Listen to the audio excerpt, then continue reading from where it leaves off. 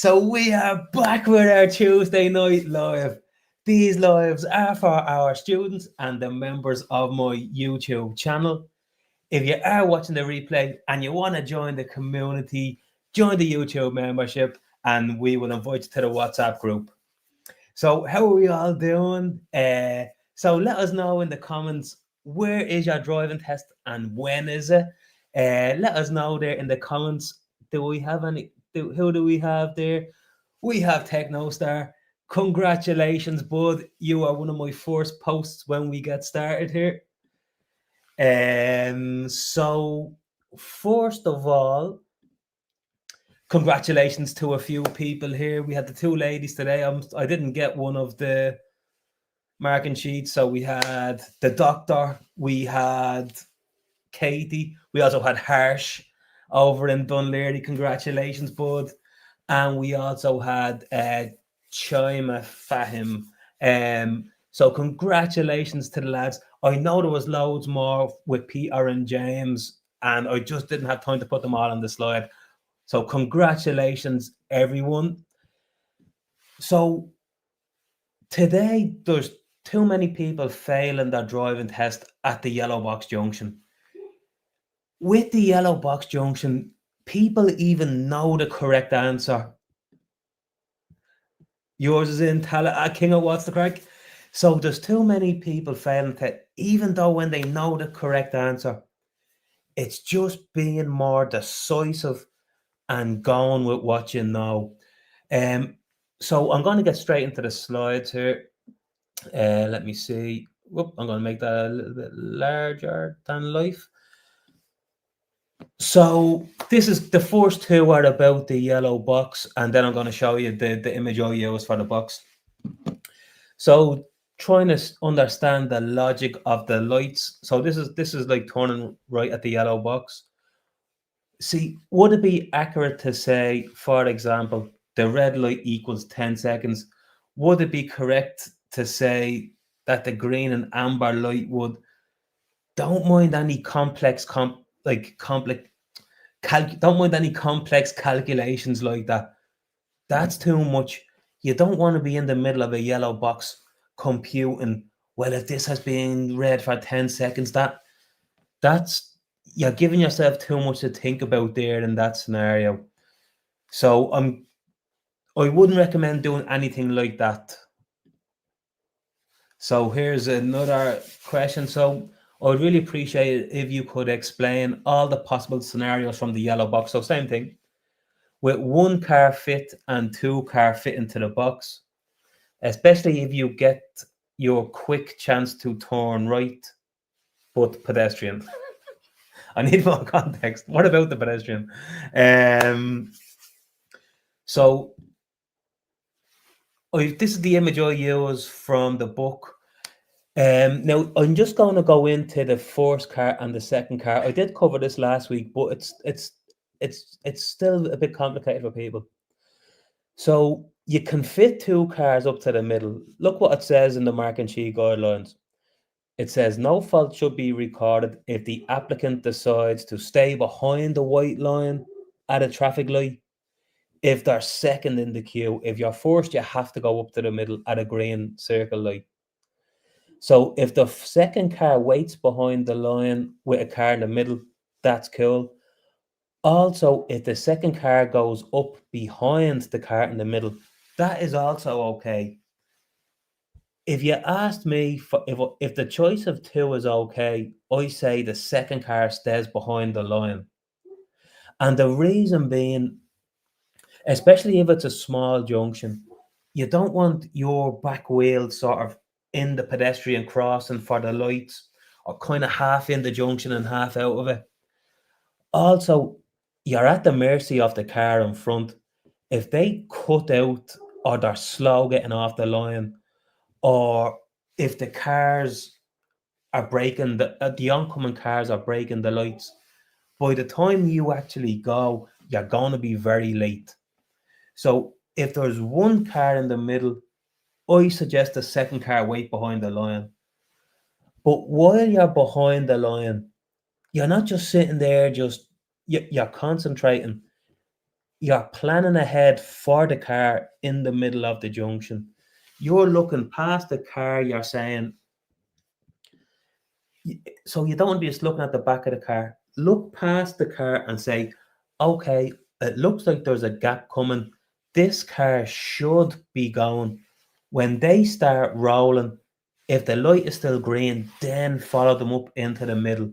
What you don't want to do is, okay, it's a green circle, the car in the middle has gone, and then eventually you crawl up after them. It's too slow. If you plan ahead for the person in front, when they start rolling, follow them up. And if there's still a gap, go for it. Don't be shy. If there's still enough space for you to go, don't stop. Continue on. Let me just get that image back up. So, what was the question there? Once more. Whoop. What happened there? Didn't mean to do that. Yes. So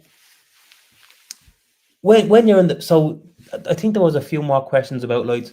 So when you have the green circle light, so that means the cars go up to the middle. If there's oncoming cars, you stop in the middle, and when you get a gap, you go. Also, if you have a green circle and you see an amber, 99 times out of 100, the opposite side of the road will also get an amber. There's one exception that I know, and that's in Finglas, right outside the test centre, but that's not normal. Usually, when you see an amber, they get an amber. So when they start slowing, go. When they start slowing, you start going and get off the junction. That's your main job. And then if you have a green arrow, well, then obviously you go. What other question was that? Also, especially in Tallaght, and in Mulhuddard, there's a lot of scenarios with the flashing amber arrow.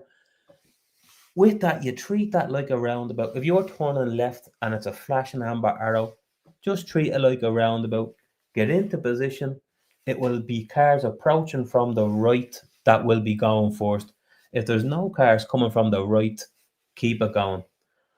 Also, the next slide here, that's from the marking sheet guidelines. Let me know, for the members, do you want me to go through all this with you in a separate video? This will be too long to do now, but there's 2 pages of that. If you want me to put this into real English for you, well then let me know in the comments and I'll happily do that one of the evenings this week. Now, we're into the questions. Thank you so much for all the questions in the WhatsApp group. So this is important. 2 good questions from this lad. If you're making a right turn and there's cars on your side of the road, is it okay to turn into the right-hand side lane to avoid the obstacle? Yes. Or should you make the turn correctly into the left side and then deal with the obstruction on your side and side mirror move out? What takes priority?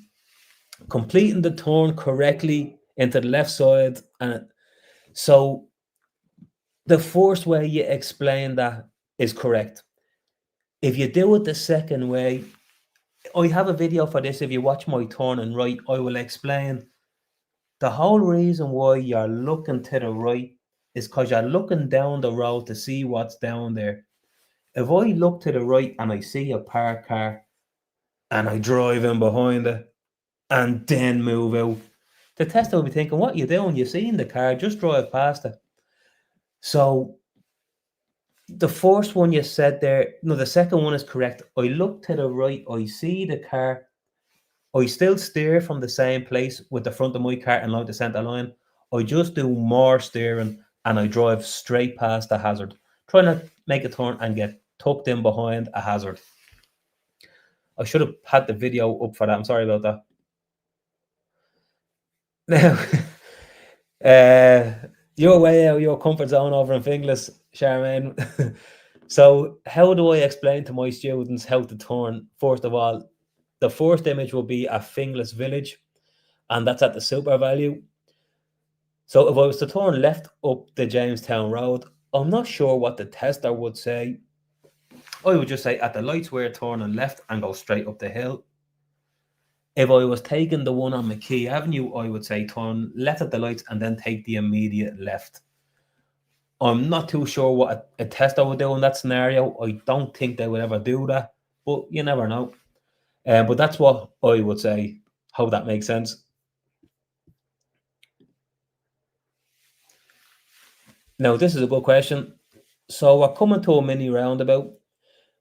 If two cars arrive at the exact same time at opposite sides, say, so one is coming from 6 p.m. at 6 and the other is approaching from 12. So from top to bottom.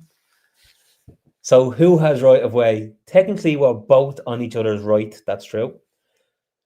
I intended to go straight ahead second exit, and they were turning right second exit from their position. So who goes first? So in this scenario, the car to your right should have went first because they were actually turning to the right. On approach that roundabout, now in your driving test, it's hard to know what someone is going to do at a mini roundabout. But I'm assuming they had their signal on, so they go before you in that scenario, bud. Because if you look to the right, there's a car. I know he's in front of you, but he's still turning from the right. So he or she would have right of way over you. Now I know you were to their right as well, but because you were going straight and they were going right, they would have right of way. Hope that makes sense. Now, so a few good questions here. So, can I drive in a 30 kilometer per hour area in second gear most of the time, or will I get a fault? Now, I know this fella is driving a diesel car. So, yes, you can do it in a hefty diesel car. I don't really like doing it personally. Like all cars, usually when I sit in a car with somebody, say my car won't do that, as in go 30 and third. After a few minutes, normally we do get the car doing it. If you have a big diesel, I think you can stay in second gear at 30.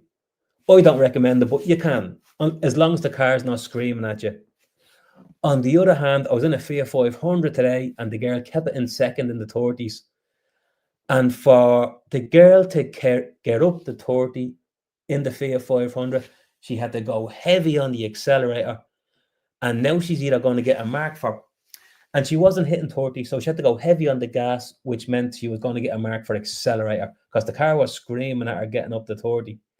So in a smaller petrol car, definitely third gear. You don't want to be going heavy on the accelerator. But in the diesel, I think you can use second. He also asked, can I stop in a yield sign even if there is no car on both sides of the road? So just remember, when you come to a yield, it's at a T junction normally or a roundabout. But if you don't know, don't go. So if you're approaching the T junction and you haven't got great visibility because of houses, parked cars, etc., well, then the tester will want to see you stop and peep and creep. On the other hand, if it's an open junction and you can see right and left on approach, the tester will want you to not necessarily stop, do it slowly. Uh, I don't, sorry, he won't want you to do it fast. He will want you to do it slowly. He or she, sorry, I had to stop saying he. But just don't stop if you can see right and left and there's no cars coming. You might get a mark for progress on that one. But there's a difference between an open junction and a closed junction. So another good question here. I have a diesel car. Should I downshift the gear to first when navigating through mini roundabout?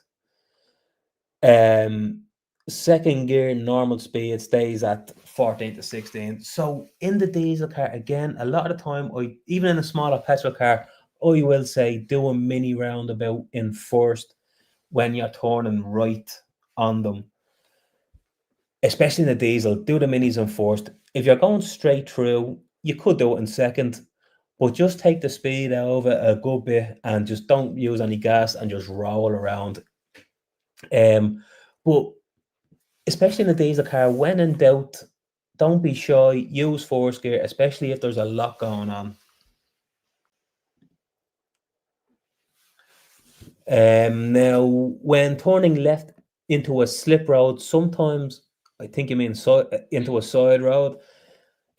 Sometimes second gear feels too fast, but in first gear the car goes between 7 and 8. In this case, if I downshift to first and then turn left, it feels like I'm going a bit slow, but I have good control over the speed. Will I get any fault if I downshift to first? In the diesel, if there's too much going on, use first. You don't want the tester holding on to the kind of the handle, feeling like they're getting dragged around the corner by the car in second. So if there is too much going on, especially in the diesel, use first gear. Especially when you're turning, first can be okay, unless it's a really wide road and you're fairly comfortable at the speed. Second is grand, but in the diesel, don't be shy. If when in doubt, you can use first.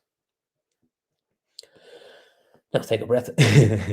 So, how fast can I go in a normal or big roundabout? Do I have to go to second gear when going through the roundabout? Yes, definitely. Yeah, if you're not in first. So on approach to a roundabout, you do your mirror signal position, slow into second, off the clutch, alpha look, looking ahead to the right.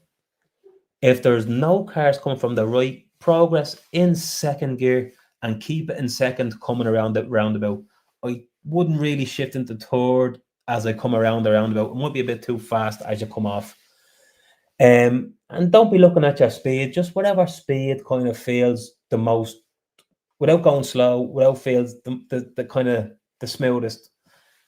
Not too slow and not too fast. I don't really know that. I wouldn't really advise looking at your speed limit like this as you drive around the roundabout. Hope that answers your questions. So when going at 80 or 90, I feel like I answered this exact question last week. And going to turn left onto a slip road. Oh no, I wasn't. So we're driving, say, on a national road, we're going 100, we're coming to a slip road. Can we slow on the road before getting to the slip road?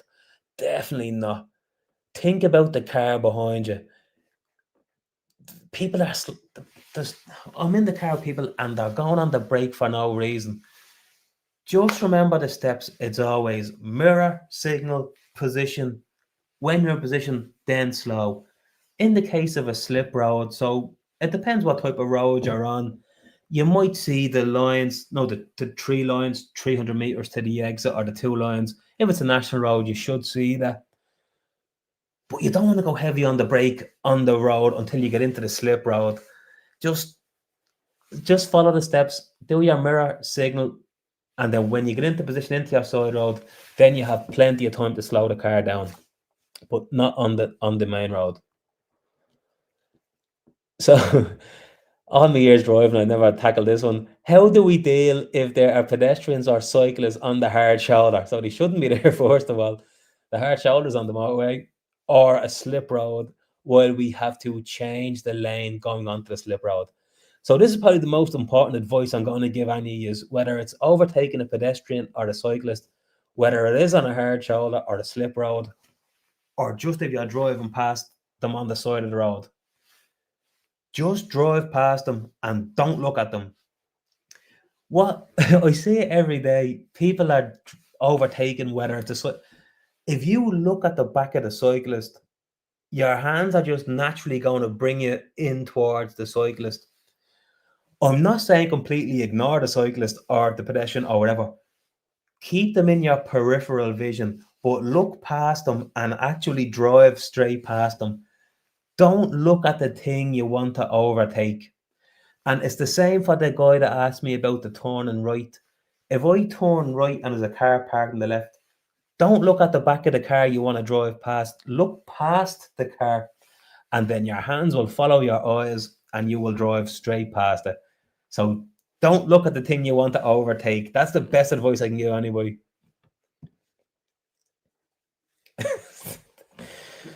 So with auto stop and auto park, do we have to switch it off for the hill starts? Why would you do that? Why? So just remember, right? The reason why you're doing this driving test is you're demonstrating to the tester that you're okay to drive alone. So if you were driving alone, would you turn off the auto stop or the auto park and then move off on a hill?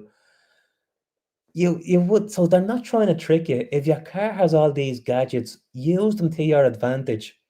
You know what I mean? So no, don't turn off your auto stop to do a hill start. Because you won't be used to doing hill starts because you have auto stop, and then you might make a mistake on your hill start, even though you have an like a hill assist on your car. Don't do that. You don't need to do anything like that. Leave everything on. So if pedestrians stand in between two cross, do we wait and let them go? Oh, sorry, I get that now. Sorry. If pedestrians are standing, let's say on the footpath, and they're waiting to cross, it looks like do we let them go? Very importantly, no. And I don't mean that in a bad way.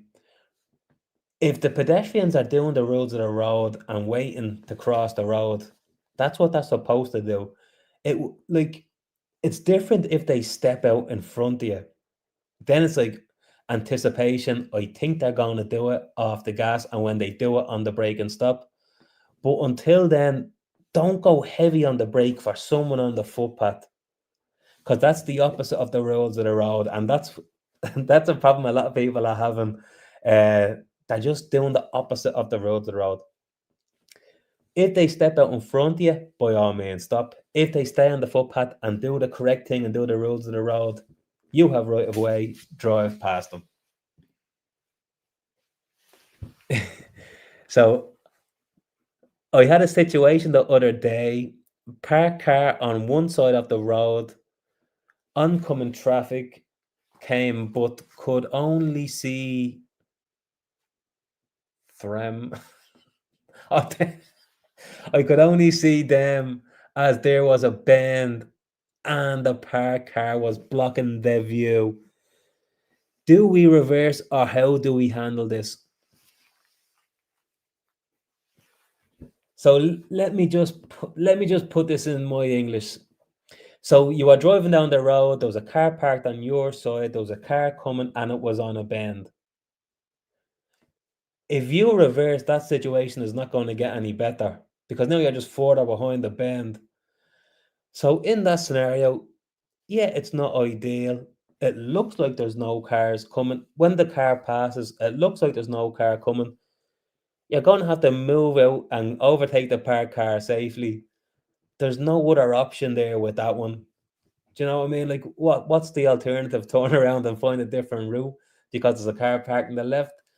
You just have to do your best observation, overtake the car when you think it's safe, and then just remember when you're across the other side of the road, overtaking a parked car, if a car comes, because you're on the wrong side of the road, they have to give you right of way. They can't just drive straight into you and ram you. So that's you'd be if that happened in your test, if there's nothing coming and you went out, well then the person in the middle of the road or on the wrong side will then have right of way. So you just have to make your best judgment on that one.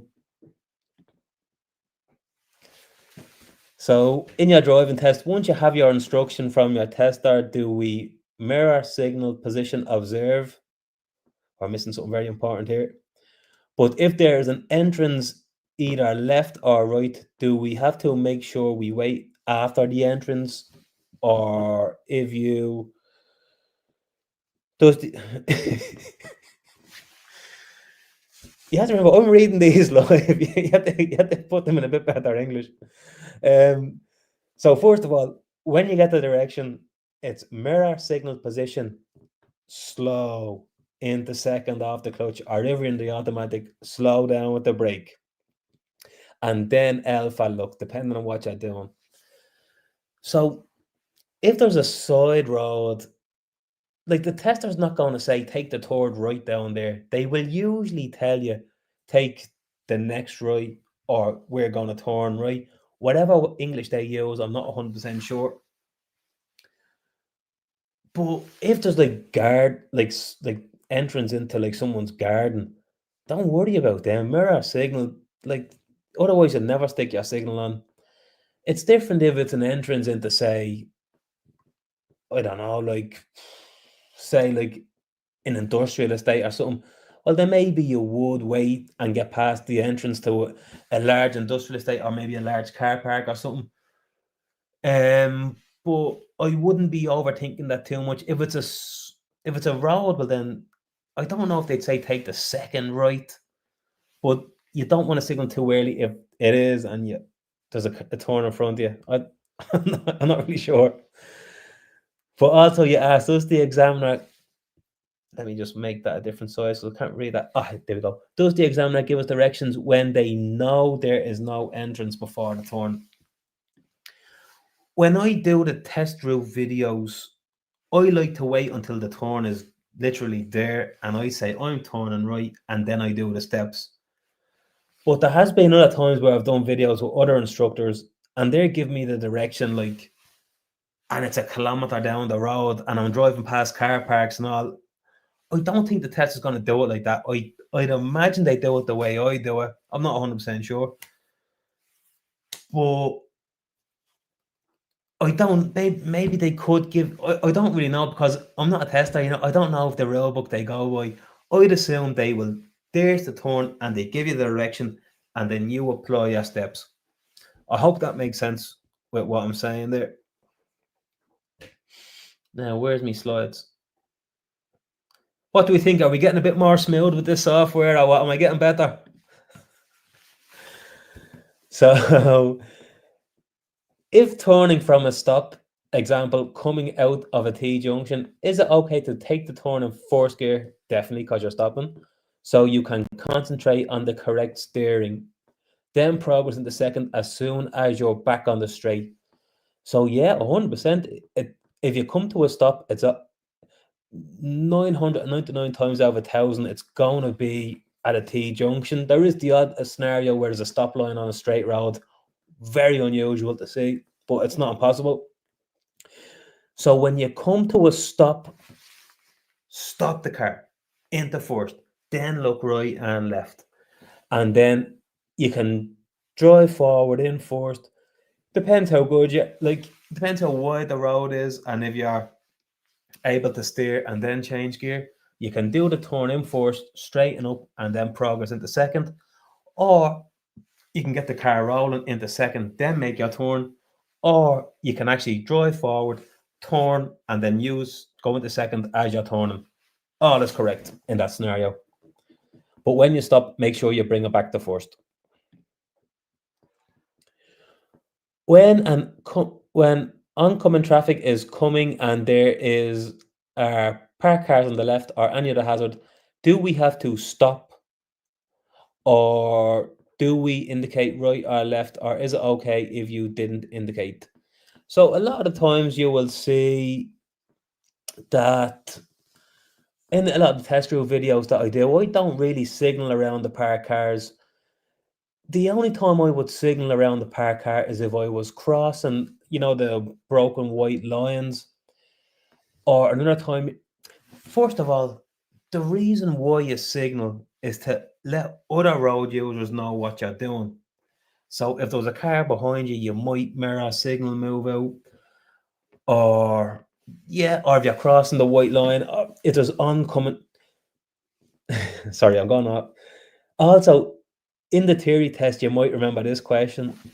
The question was, what do you do if you want to overtake a car parked on the left and there's oncoming cars? The correct answer was you mirror, you signal as the cars are coming, and then when there's no more cars coming, then you overtake. So I think that should answer your question. So I don't always do it. It doesn't mean it's wrong to do it. But personally, if it's just a car on the left and there's nothing around, I just mirror move out and I drive straight past. That's it. I'm out of slides. No. If you have any questions there, so I'm going to just stick the comments on the screen there. I'm going to hide this.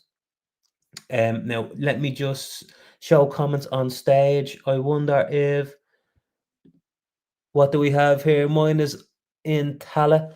Best of luck, King. You are unfortunate. You inspired these turning right questions at the start.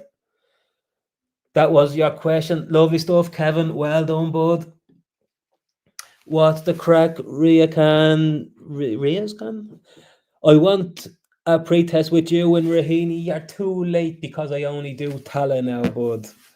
If in Rahini, I know you're doing Tala, but is there any chance? Unfortunately, not, bud.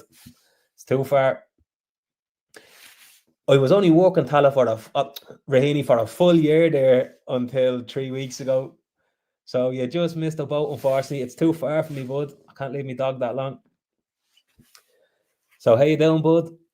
In mini roundabout, when you take in second exit, you look to the right and approach always. But there is a very short time to signal to the left on approaching the second exit and signal at the same time. So people find this very difficult until I kind of until I show them how to do it. The reason why people struggle with this is because you're trying to steer, signal, and mirror all at the same time.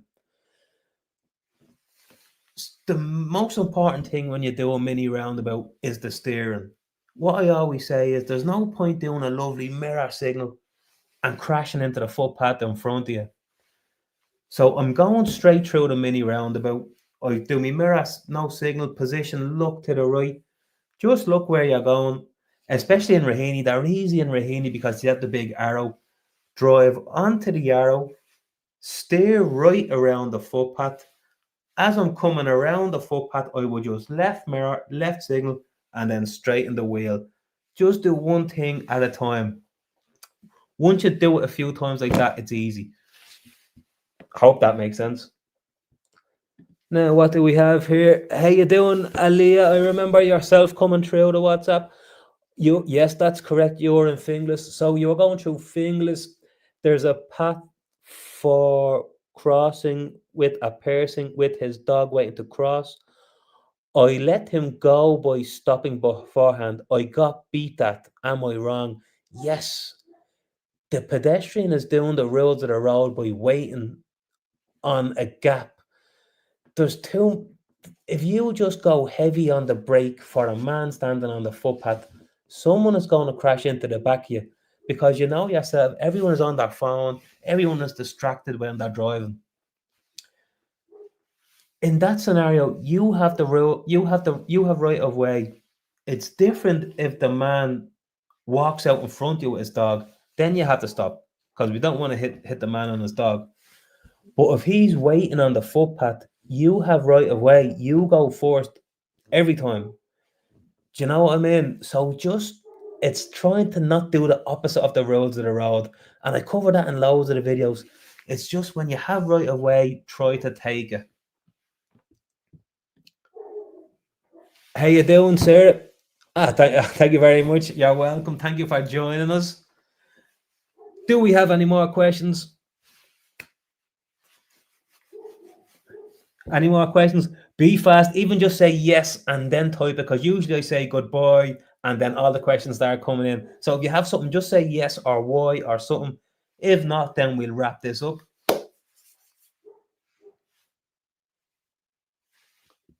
I will hide that. It looks like there's no questions coming through. Lovely stuff. I think that was our fourth Tuesday night live. So we're going to just keep these going. I want to give you lads more because you came to us. What do we have here? Charmaine, I'm going to be seeing you very soon. Isn't that correct? Are you? Your test is next week, I think, is it? Get me back over to the dark side. Oh no, sorry, that wasn't. How you doing? You're welcome. Thank you so much. Who's that? Cha and McManamy. What's the crack? Hope all is well. You're welcome. Thank you so much for joining. You're welcome, Aliyah. There you are. I'm going to be seeing you next week, I think, and I really hope you pass. Maria, you're welcome as always, and best of luck. I know you're coming soon, and I'm booked in tomorrow, so we'll keep. Perfect. That's yourself. Yes, of course, Sarah. And yeah, thank you so much. I will see you. Who we got here? Kinga. You're welcome as always. Hopefully you'll get do the business next time.